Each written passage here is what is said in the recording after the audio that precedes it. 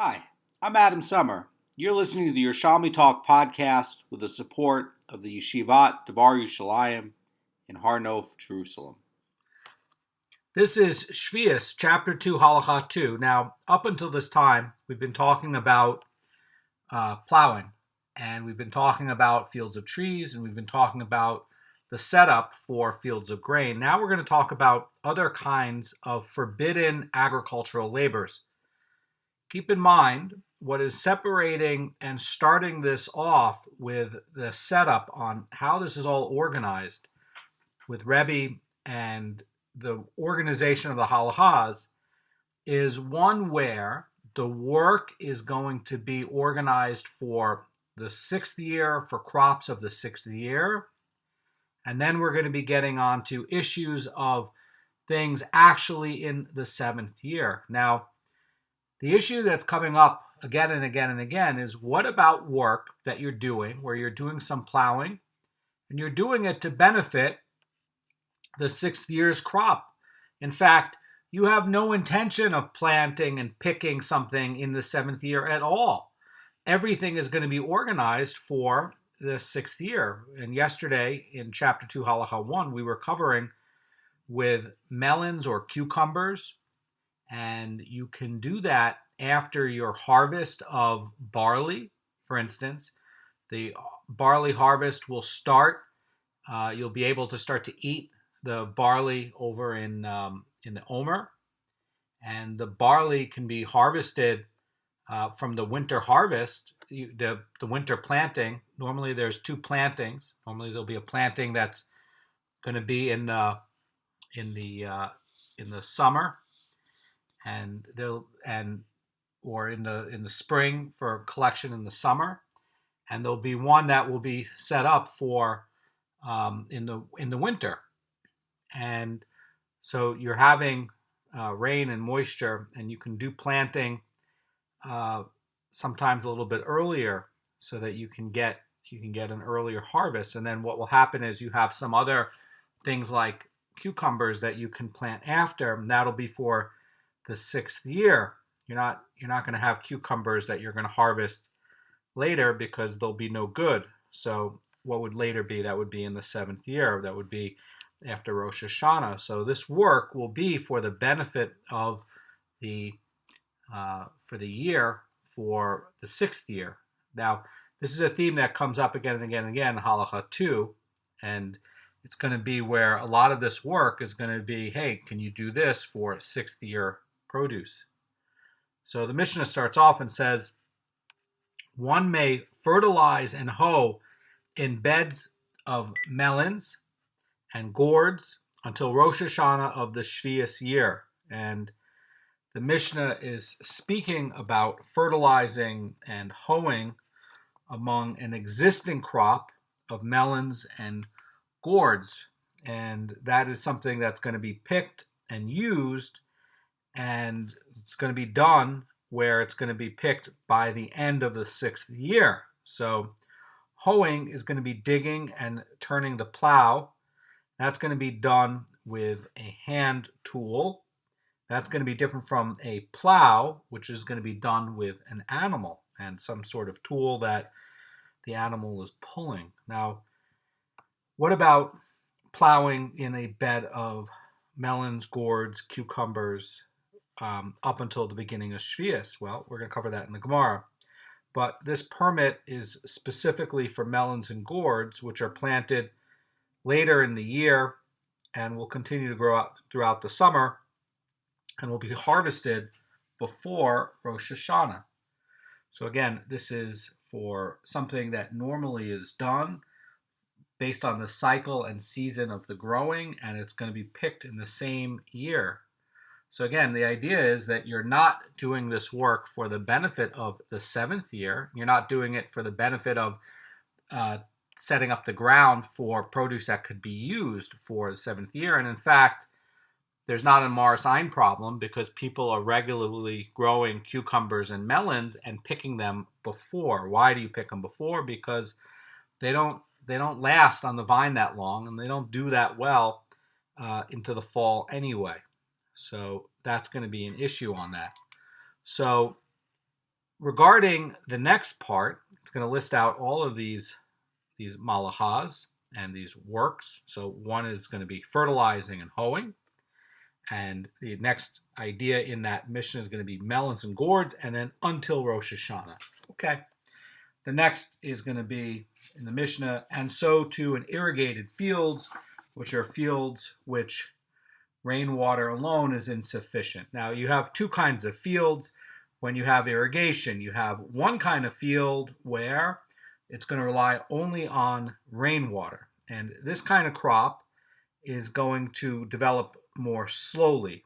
And even if you're having fertilization and hoeing, and it would be beneficial for it, it's going to grow slower because guess what? You're relying on the moisture that fell from rainwater. The other kind of field is going to be where you're using wells and you're using collection pits of water, and you're pulling the water out of the pits even deeper into the year after the rains have fallen, and you're using that to satisfy the ground, satisfy the plants. And so what you can be doing is within this, you can be spilling the water from these pits with buckets, and you can be using a hoe to massage in the moisture into the soil.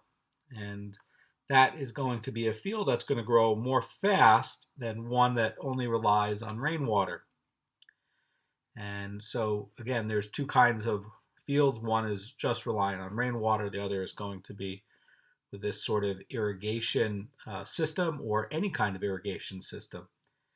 The next system of work will be in the Mishnah, where it says one may excise blemishes. So what is that? Well, these are going to be like if you have pumpkins or something like that, and you see these wart-like lumps. And this comes about because the vegetable has an infection or it's wounded. And so you can remove this. And the Rosh and the Rosh are going to explain this excising of blemishes to mean the removal of withered branches from a tree. All of those would be blemishes anyway. The next idea of work in the Mishnah would be the removal of excess leaves. And the idea here is going to be where they're trying to lighten the tree of this extra burden of extra leaves. So you're allowed to do that. And the next one of work in the Mishnah says to apply dust to roots that have become exposed during the winter. So let's say you have a tree, and let's say part of the roots have been washed away. The dirt around the roots have been washed away. You're allowed to take dirt and put it back onto the roots to give it some coverage. It makes the tree more stable. A lot of times when you see trees that blow over in the winter winds, it'll be because the root system became weak and it's easy to blow over the tree. So this lets you cover the trees up and give it some protection. So the next is going to be in this line of work in the Mishnah is going to be to fumigate trees. What is that? Well, you would set up smoke, and that would be around trees to kill worms, and the worms might damage the trees and the fruit. And this all may be done until Rosh Hashanah. Now, these are 4 activities, and these 4 activities are rabbinically prohibited during Sheviis itself, but completely permissible before Rosh Hashanah of the 7th year, and even when they're not done for benefit of the 6 year's crop, but rather to improve the tree. So you have this 4 set of work, and Rabbi Shimon Bar Yochai says in this Mishnah that he may even take leaves from the cluster during the Sheviis year itself. And this is basically where says the Rambam in his commentary on the Mishnah that Rabbi Shimon Bar Yochai disagrees with the Tanna Kama ruling that removing leaves is permitted only during Rosh Hashanah and not during Sheviis year, and he maintains that removing leaves is permitted even in the 7th year. So we're going to get into an explanation a little bit later in the Gemara about what is the rationale behind Rabbi Shimon Bar Yochai's idea on this. What is his view? And it's going to continue, and it's going to say in the Mishnah, one may clear stones from a field until Rosh Hashanah of the Sheviis year. Now, during Sheviis itself, you're not allowed to clear stones from a field because you are preparing the soil for cultivation. And this would be a toldah, which is it's going to be a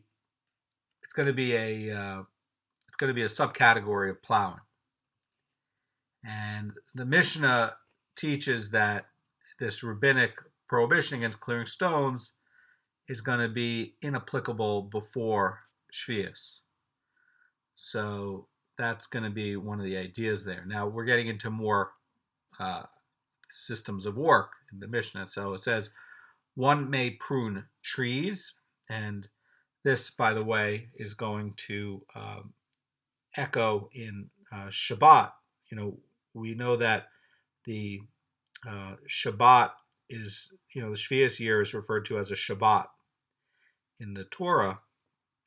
So also in Masechet Shabbat, you have pruning trees as one of the malachas that you're not allowed to do, one of the works that you're not allowed to do. And part of the idea over there in chapter 7, Halacha 2 of Shabbos, Masechet Shabbos, is that when you're pruning trees, the Rashi says over there in this work that you're actually, it's like you're planting in a way, because you're actually encouraging the growth of the tree by pruning the trees. And so that's a problem to prune trees on Shabbos. And it's also going to be an issue about whether you're going to do it on the 7th year as well. But again, before the year, this is going to be work that you're doing beforehand. And, sometimes you'll get dried out branches. And when you cut the branches of dried out branches, cut it off the tree, it's going to strengthen the tree and it's going to promote the growth. And the other work continues and says, thin their foliage. And this is to trim away any excess. And the next is going to be to remove their decay.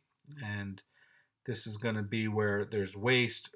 So perhaps there's something where the Rosh is saying that he's translating it as chiseling off the branches of the tree in order that the trunk should thicken. And this is different from pruning, because in pruning only some branches are cut, but not close to the trunk. So sometimes you'll see fig trees in Eretz Yisrael, and you'll see branches growing much, much lower or even out of the roots themselves. And what you would be doing with this is you would be cutting all that off, because it's never going to produce high quality figs, and it's going to take a lot of energy from the tree, and you'll get a better tree that, by the way, will be easier to work on if you're taking away all these branches that are sprouting up very low to the ground. That's what the Rosh is saying about what this work is and why it's different than pruning. Pruning is going to be where you are taking a couple of branches off. This is going to be a process very close to the base of the trunk, where you're cleaning up the trunk from extra branches that grow that are going to sap the energy of the tree. And if it did grow fruit, it would just produce low quality fruit anyway. Also, by the way, it impedes the work on the tree for people, because it gets harder to access the tree with all these extra low branches in the way. So the removing decay, that's what that will be. And this is until Rosh Hashanah. Rabbi Yeshua says, just as the thinning and removing of decay of that which grows in the 5th year is permitted during the 6th year, so is thinning and removing the decay of that which grows in the 6th year permitted during the 7th year. So this is going to be where Rabbi Yeshua is explicitly mentioning only 2 of these 3 activities, but he's actually going to be referring to all of them in the Gemara. And the Tanna Kama are going to permit pruning, thinning, and removing the decaying matter only until Rosh Hashanah, but Rabbi Yeshua permits them even during Sheviis. Now, why would that be? Why would Rabbi Yeshua be so lenient with these activities? And the Chazan Ish says in his Beur in 1726 that Rabbi Yeshua permitted these three activities during Sheviis because of financial loss that would be sustained if they were forbidden. So another thing to keep in mind is that if you are doing this thinning of the branches very, very low to the ground of the fig tree, you're not doing that for work for the seventh year. You're doing it to make it so that you have access to the tree for the eighth year.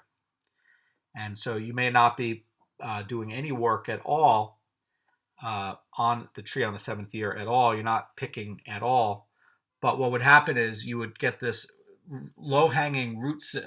These branches can grow very fast, and you can get these what would become very big branches all over the place, very low to the ground, coming out of the roots, coming out of the lower parts of the branches on fig trees.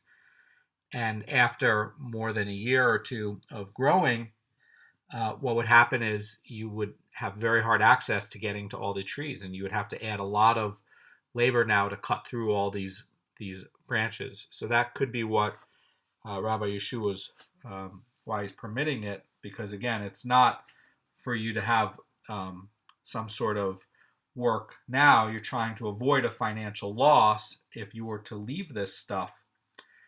That could be an idea here. Now, Rabbi Shimon Bar Yochai says in the end of this Mishnah that as long as I am permitted work of the tree until Shavuot of the sixth year, I am permitted to remove decay, but thereafter it is forbidden. So, Rabbi Shimon Bar Yochai is the most stringent of the Tanaim in this Mishnah, and he's holding that one may not remove the tree's decay any later than Shavuot of the sixth year, which, by the way, is the same deadline mentioned earlier in the Mishnah in 1.1 and in 2.1, and with regards to plowing of the field of trees. So the Gemara is going to discuss whether Rabbi Shimon Bar Yochai is referring to pruning and thinning as well, or only just removing the decay. So the Gemara is going to start, and it starts off where it says one may fertilize and hoe in a bed of melons and gourds until Rosh Hashanah. And the Gemara is going to ask a question. And it's going to say, what is the law with regard to plowing for them? That's going to be for plowing among the melon beds and the gourd beds, because that will be beneficial for them, particularly if you're going to be hoeing by hand. Hoeing, by the way, is actually going to be biblically forbidden during the Sheviis year itself. But does the fact that plowing is being performed for the benefit of the sixth year's crop make it permissible throughout the entire pre-Sheviis period? So plowing an empty plot of land in order to plant melons and gourds is certainly forbidden after Pesach on the sixth year. And we learned that in the last Mishnah, but the question here concerns the permissibility of plowing among an existing crop of melons and gourds. So that's going to be the issue here. So the Gemara is going to resolve this inquiry. And a Brisa taught, whenever you are permitted to plow, you are permitted to fertilize and hoe.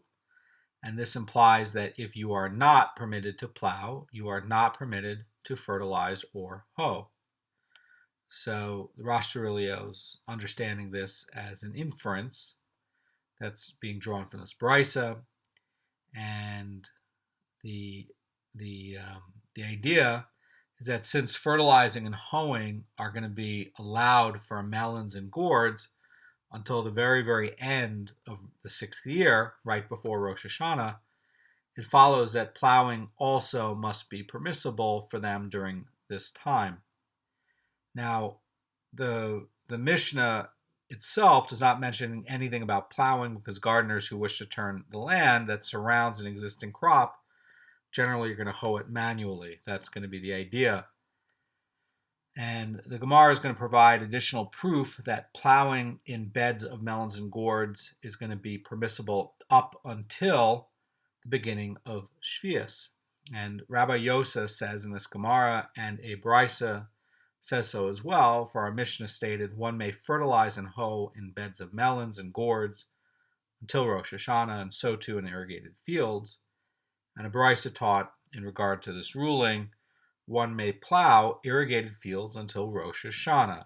And why would that be? Because, as we can see from this Mishnah, that the law regarding melons and gourds is going to be the same law regarding irrigated fields. And we may conclude that even plowing is going to be permitted for melons and gourds throughout the 6th year. And again, it's common that you're going to be plowing this, and the growing cycle on cucumbers is something like 90 days.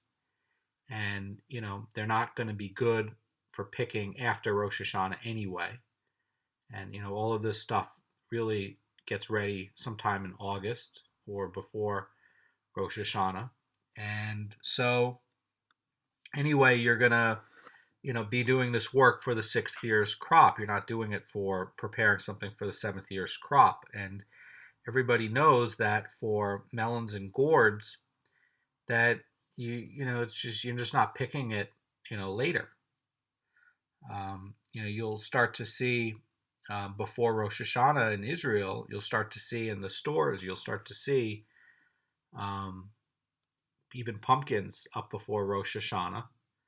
And before Rosh Hashanah, watermelons will basically be done. That's going to be the idea. And basically, if you're keeping these other vegetables and gourds on longer, maybe they have, chances of spoiling and things like that, because you can harvest it, and pumpkins last a long time anyway. So again, this is all going to be because you're trying to set things up for the 6th year's crop, and you're not trying to prepare the ground for work that you could be doing in the 7th year, or setting something up for the 7th year's crop.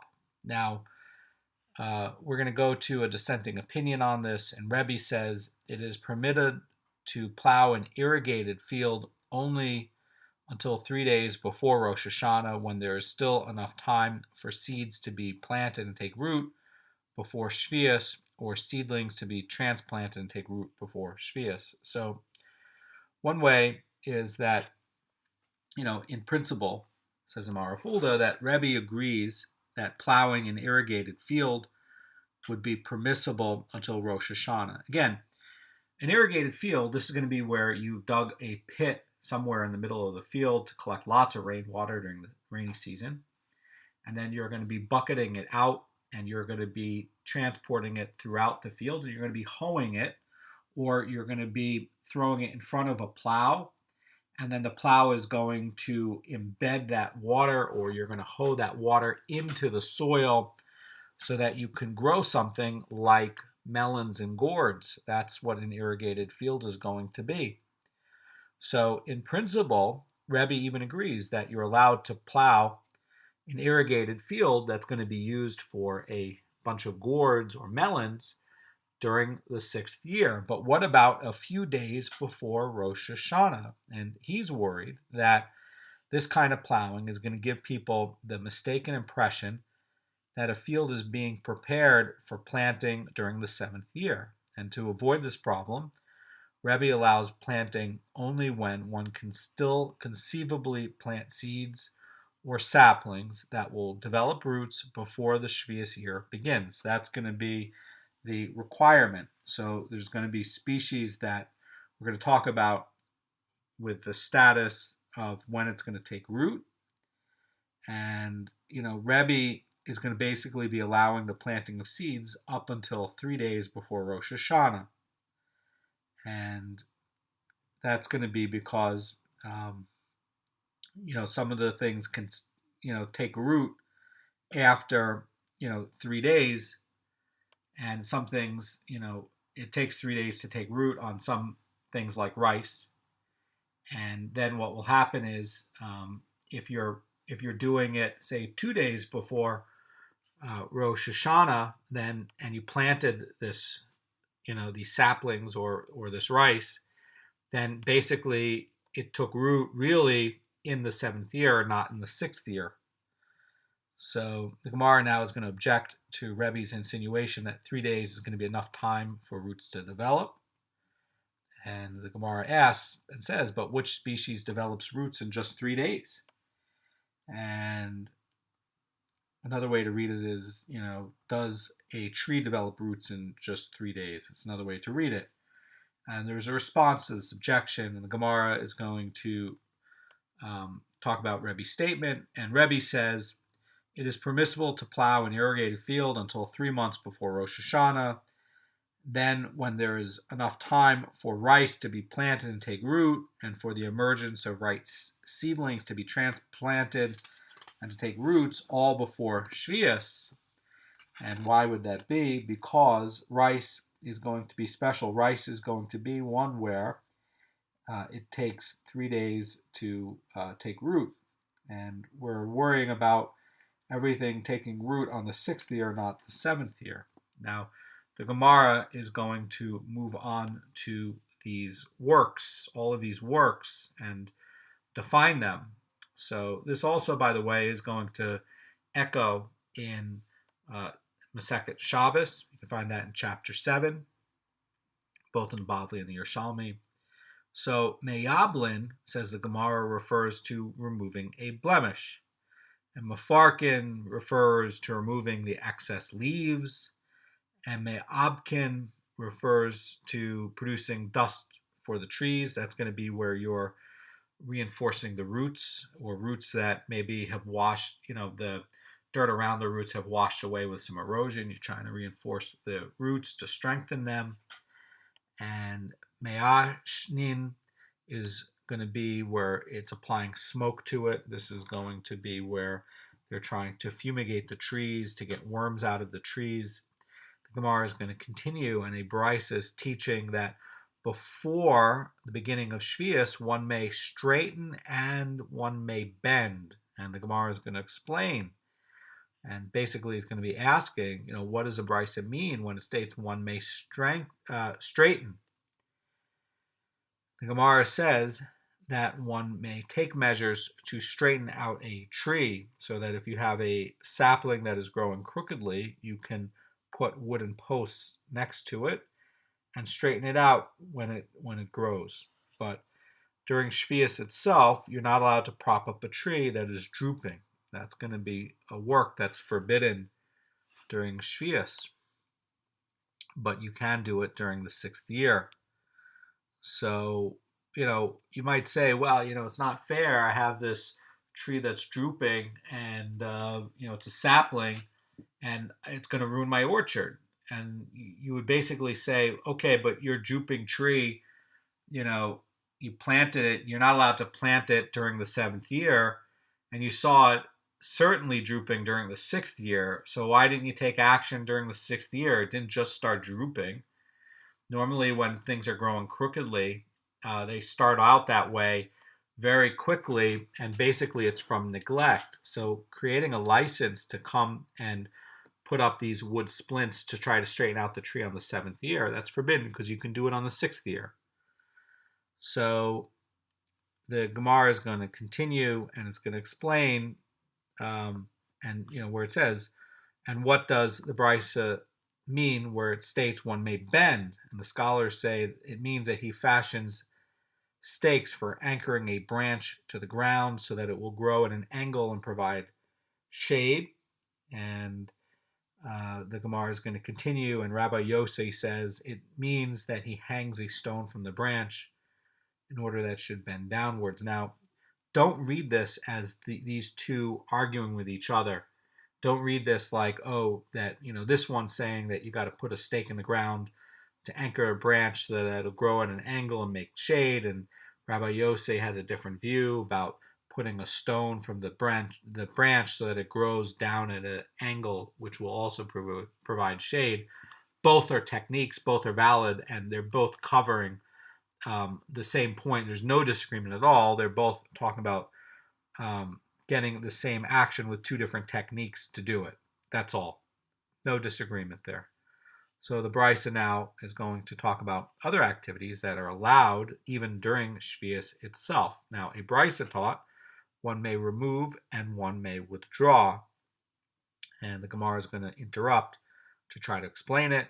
And the Gemara says this is what the Brisa is saying. One may remove grapevines and one may withdraw reeds even during Sheviis. Now, let's explain what this is saying. So, Pnei Moshe says about this that it was common to prevent a vineyard from becoming overcrowded by removing some of the vines, and a Brisa is referring to this as literally making space. And a similar procedure would be known as thinning the thickets of reeds. And so what this is trying to show is that removal is going to be allowed on Sheviis unless it's done in a way where it looks like he's working the land. But the idea here is that he's basically taking it out, he's destroying these vines, or he's thinning these reeds, and that's not an improvement of the land at all. But it is, in the long run, good for these vines. But you might have another case where it says one may remove grapevines. We know that, and we covered this in chapter 1 on the fields of trees. What happens if you have grapevines that are planted in a way that are too close to one another? In other words, there has to be a 4 amos space between each of the grapevines. What happens if you have, in the halacha, they're planted 3 apart? Well, the halacha is that you uproot them. You're supposed to uproot them. In fact, the Sanhedrin is one of the jobs of the Sanhedrin is to hire people to go out and make sure the land is, all the fields are done in a halachic way.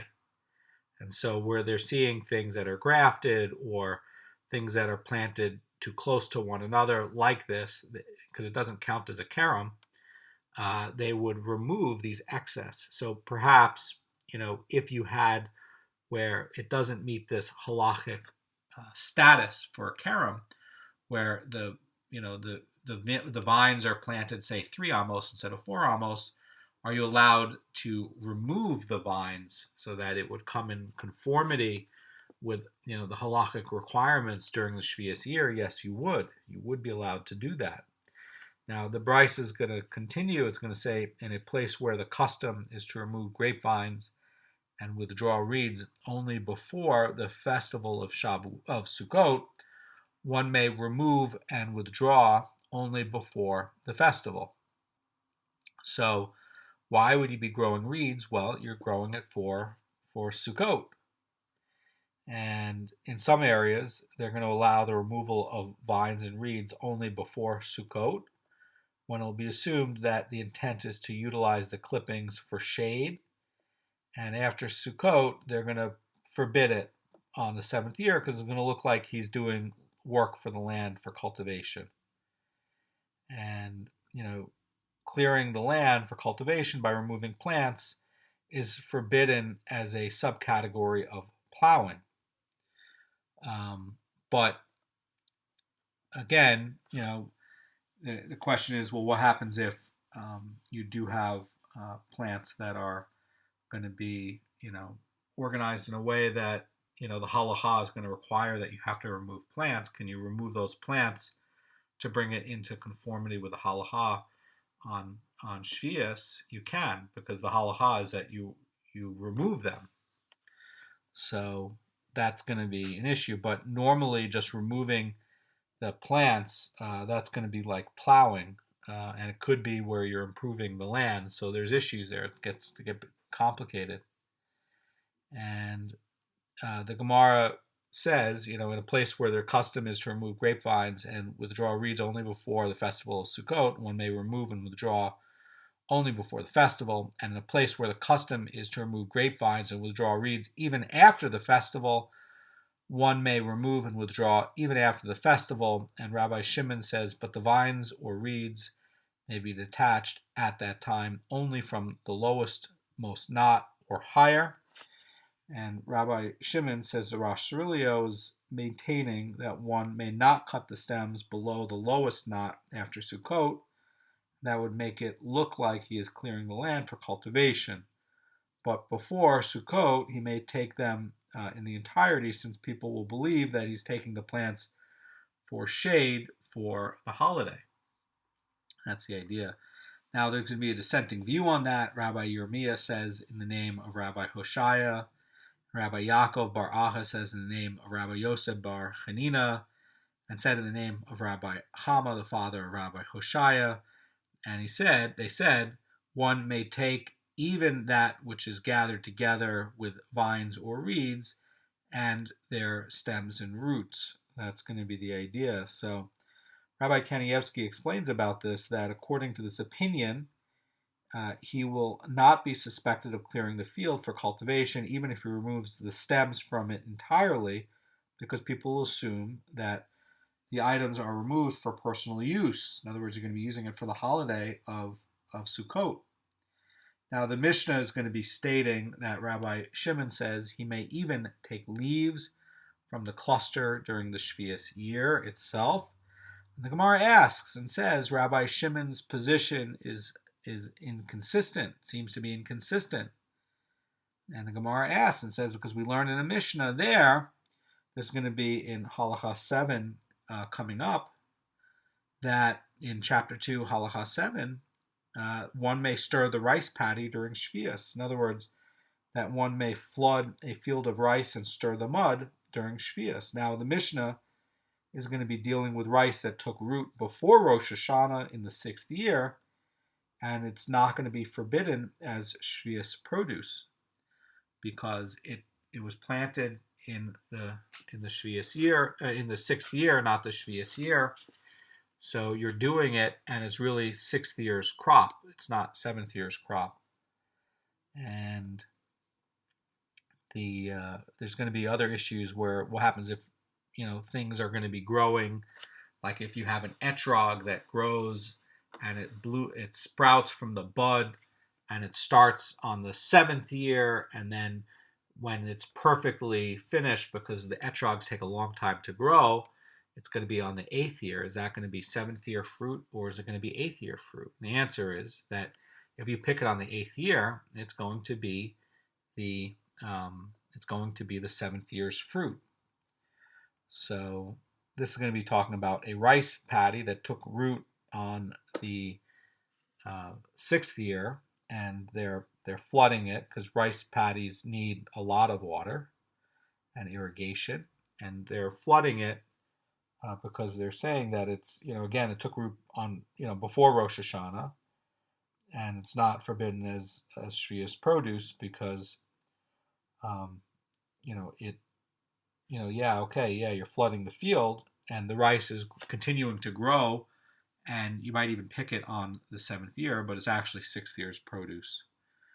So what they're saying over here is where it says one may stir the rice paddy during Sheviis, and it continues, says that these are the words of Rabbi Shimon, but Rabbi Shimon agrees that one may not trim the rice plants. And from this Mishnah, it is evident that Rabbi Shimon considers trimming to be a form of pruning and prohibited during Sheviis. And where he says this, yet here he says this, that removing excess leaves during Sheviis is permitted, even though that would be similar to pruning.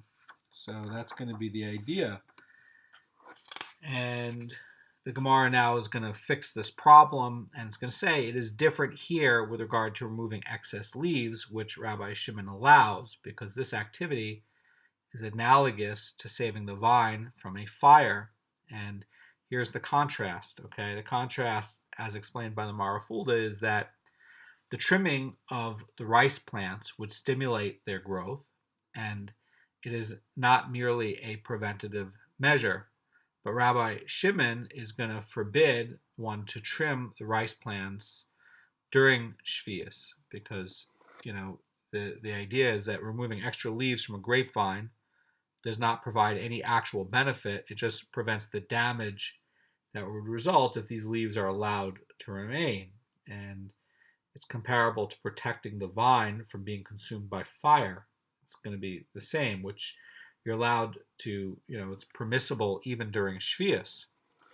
So, if you had these grapevines with all these like dead leaves, and it's going to end up destroying your grapevine during the 7th year, so you're not going to be able to use it on your 8th year. It's going to be like saving your grapevine from a fire on the 7th year, which you're allowed to do. So this leniency of Rabbi Shimon is an application of this rule where only labor that is prohibited during Sheviis is that which is going to be trying to promote the growth of the tree, but is not going to be done where it's maintenance to the tree's health or to protect it from harm. That's a key idea. So you have two categories of work. One kind of work would be where it's going to be promoting the growth of this during the 7th year. You're not allowed to do it. The other kind of work would be where it's maintaining the tree's health or it's protecting it from being damaged or destroyed. And the idea is that these extra leaves would fall into the category of maintaining the tree's health and protecting it from being like it's being consumed from fire. And Rabbi Shimon rules that is permitted even during the Sheviis. So again, you have to divide the two works of labors of work in Sheviis into two categories in your mind. One is going to be where you're looking at the work and you're saying, is this work promoting the growth of the tree or the plant in this year? Or am I doing it to maintain the tree's health and protect it from damage and destruction? And it's not, work that's promoting the growth of the tree. So again, two categories of work. Now, the Tanna Kama hold that this activity is prohibited because it will inevitably cause some slight improvement to the tree, or because of the close similarity to forbidden forms of pruning. That's the insight by the Chazan Ish in 1726. So the Mishnah stated that one may clear stones from a field until Rosh Hashanah.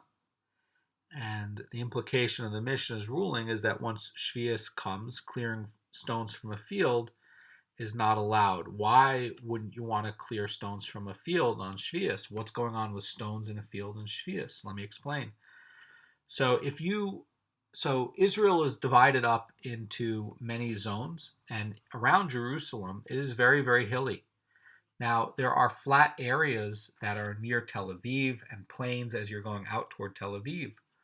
But around Jerusalem, you have the Jerusalem Hills, and the Jerusalem Hills are filled with stones.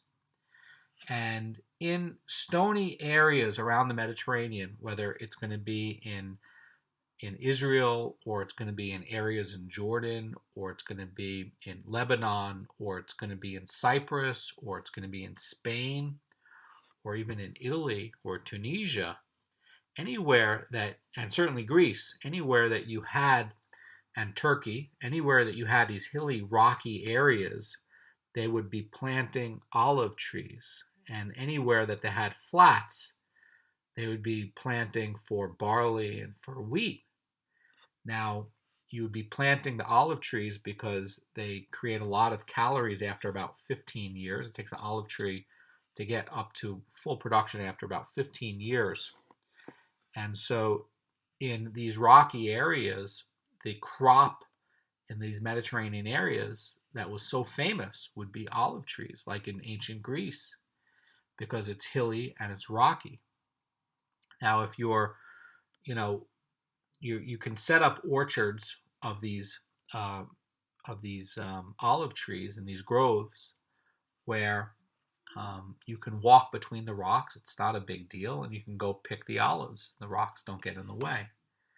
But part of why you can't do more formal sorts of planting like wheat and barley is because you have all these rocks in the way. You can't get plows. You can't plow anything. So if you wanted to, and somebody removed all the rocks, now you can start to plant all of these other kinds of crops. So if you were doing this where you're clearing stones from a field during the 7th year, well, it's clear that it's like you're plowing, because you're preparing this ground to be used for something other than olive trees. You're going to be doing it where you could start to plant beds of melons. You could start to plant something where you can get a plow into it, and you can start to get some economy of scale into that field. And so that's why you have a problem with clearing stones from a field. And you can do that until Rosh Hashanah, but you can't do that during the 7th year. So the Gemara says that we learn in a Mishnah there, one who clears stones from a field during Sheviis, and one may remove the upper ones, but one may leave over those that touch the ground. Here in the Mishnah you say this, which implies that once Sheviis begins, any clearing of stones would be prohibited. What's the difference? So later on in the Mishnah in 3.5, it would be talking about this other clearing of stones, and the difference is that you have clearing of stones during Sheviis, which would apply to all stones, including those that are not touching the ground. So stones that are touching the ground, that would imply that these are stones that are ones that are prohibited to be removed during Sheviis, when Sheviis began. And the Gemara is going to answer what is the difference with these different stones. Rabbi Yonah explains, and he says here in this Gemara, in this Mishnah, that permits the removal of the upper stones during Sheviis, the reference to stones that are detached from the ground, whereas here the Mishnah is referring to those that are attached or embedded into the ground. So any removal of any such stone during Sheviis is prohibited as a form of plowing. In other words, that there's separate concerns, okay? And the ruling of the Mishnah here is going to talk about embedded stones, whose removal during Sheviis would be considered a rabbinically forbidden form of plowing, since the removal of the stones is going to remove some earth. And the Mishnah that we just had is going to deal with stones that lay on top of the ground. And removing these kinds of stones would not be considered plowing, but would lead people to suspect that the field is being prepared for cultivation, which is a subcategory of plowing, and that's going to be the issue. And therefore, the Mishnah is requiring that the bottom layer of stones be left as is. So there are two categories of stones, and in the final section of the Mishnah, it's going to talk about the opinions of those who dispute the Tanna Kamma's ruling that pruning, thinning, removing decay is allowed during the 6th year until Rosh Hashanah. And Rabbi Yeshua stated over there in the Mishnah that the thinning and removal of decay of the 6th year's crop is permitted during the 7th year. And Rabbi Shimon says that this is permitted to remove the tree's decay only as the work of the tree is allowed until Shavuot. So this is a more strict opinion. He's holding that just like plowing for a tree can be done on up to Shavuot, same too, this other kind of work on a tree can also only be done up to Shavuot and not after. So the Gemara is going to explain Rabbi Shimon's view. Rabbi Yosei says, initially we had thought to say that the view of Rabbi Shimon is identical to the view of Rabbi Yeshua with regard to pruning and thinning, so that there are a total of two opinions among the Tanaim as to when pruning and thinning are allowed. The first opinion is explained by the Mishnah's ruling that one may clear stones from a field until Rosh Hashanah, and one may prune trees and thin their foliage and remove their decay until Rosh Hashanah. And this represents the opinion of the rabbis. That's the Tanna Kamma. And the second opinion is one expressed by Rabbi Yeshua in the next clause. And Rabbi Yeshua says, just as the thinning and removal of decay in the 5th year's crop is permitted during the 6th year, so too is the thinning and removing of decay of the 6th year's crop is permitted during the 7th year. So the idea is that according to this opinion, Rabbi Yeshua and Rabbi Shimon permit these activities even during Sheviis itself, where the rabbis do allow pruning and thinning only until Rosh Hashanah, And for pruning and thinning, Rabbi Yeshua and Rabbi Shimon will permit these two activities even during Sheviis. And we know that Rabbi Yeshua was lenient with regards to the pruning. Rabbi Shimon's dissent is going to be specifically to the case of removing decay. And in the case of removing decay, that's going to be where he's more strict than the rabbis. He's going to leave that up to Shavuot for a tree. So Rabbi Shimon, when they explain this, is going to be holding that there's three categories of work. One of them he's going to be very strict on. Rabbi Shimon Bar Yochai is going to say that the removing of the decay can be done up until Shavuot, but the other two, like pruning and thinning, they're going to follow the rabbis, and the rabbis are going to, the rabbis are going to say on pruning and thinning that these two categories can be done up to Rosh Hashanah, and Rabbi Yeshua and Rabbi Shimon are going to say these two other categories, pruning and thinning, can be done even during Sheviis, during the 7th year. And the opinion of Rabbi Yeshua is that is going to be where Rabbi Yeshua is going to permit, all of these. He's going to permit all of these during the 7th year. So he's going to permit pruning, thinning, and removing the decay in the 7th year. So Tanakama are in the middle. They're holding that pruning and thinning are only up until Rosh Hashanah. And then, Rabbi Shimon Bar Yochai is saying that pruning and thinning are going to be in the 7th year, but this removing decay will be with this hard limit of Shavuot, just like plowing. Rabbi Yeshua is going to be the most makel, and he's going to say that pruning, thinning, and removing decay can be done in the 7th year. So that's how this breaks down. The Gemara is going to conclude that this assessment's not correct, and the Gemara is going to say, upon further analysis, it emerges that there are in fact three opinions among the Tanaim with regards to pruning and thinning. And the first is the Mishnah's initial ruling, and it says that one may clear stones from the field until Rosh Hashanah, one may prune trees, thin their foliage, and remove their decay until Rosh Hashanah. And this represents the opinion of the rabbis. Again, that's what I was just mentioning. There are three opinions going on here. The second opinion is the one that's by Rabbi Yeshua in the next clause. Rabbi Yeshua is holding the most lenient of this. He's saying that, Rabbi Yeshua says in this Gemara, just as thinning and removal of the decay of the 5th year's crop is permitted during the 6th year, so is the thinning and the removing and the decay of the 6th year's crop permitted during the 7th year. And this view allows pruning and thinning even beyond the deadline of Rosh Hashanah, as stated by the rabbis. So that's the second opinion. Why would that be? Why would Rabbi Yeshua hold that opinion?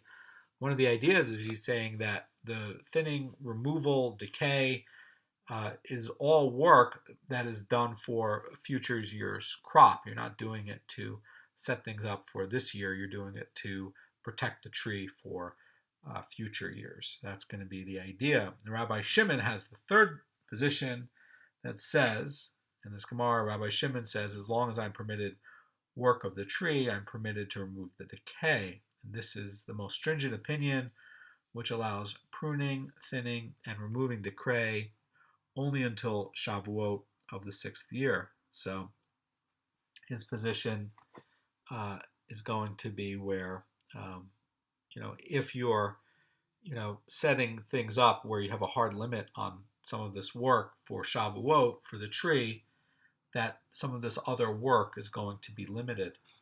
Now, in regards to the work on during the Sheviis itself, the rabbis did allow pruning and thinning until Rosh Hashanah. And the idea would be that, with the opinion of Rabbi Shimon, the idea is, in the last sugya, in the last part of the Gemara, was that Rabbi Shimon is only dissenting on the removing of decay, and that he's going to allow, in this last interpretation, going to allow the pruning and thinning in the 7th year.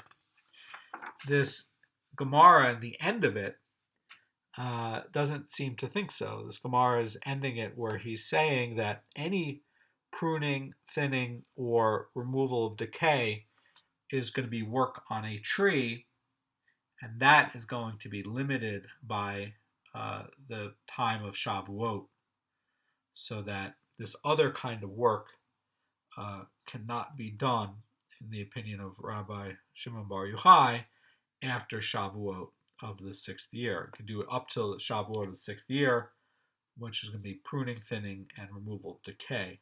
And again, the last opinion, it was Shimon Bar Yochai being represented as if he's going to allow pruning and thinning in the 7th year, but this hard limit on removal of decay up until Shavuot.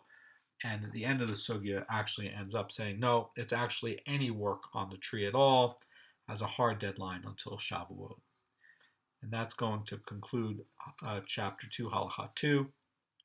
And Halacha 3, we're going to talk about a list of agricultural labors that are going to be allowed before Shavuot. What are you going to be allowed to do before Shavuot? Because later on we're going to be getting into the types of work that are not going to be allowed. During Sheviis, before Sheviis, what type of work is not going to be allowed before Sheviis? So have a great day.